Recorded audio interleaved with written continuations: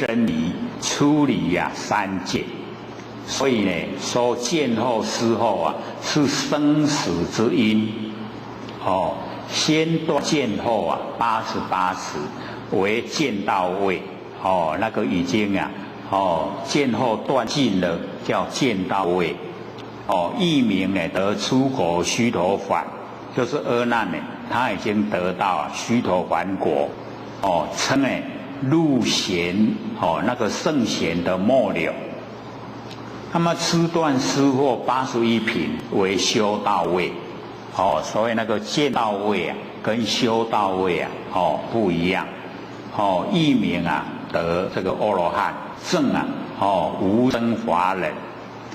那么可以断掉见后与思后也叫做无学，也叫做无漏。不漏在三界，不漏于三恶道。所以我们了解说，无学就是无法可学了。所以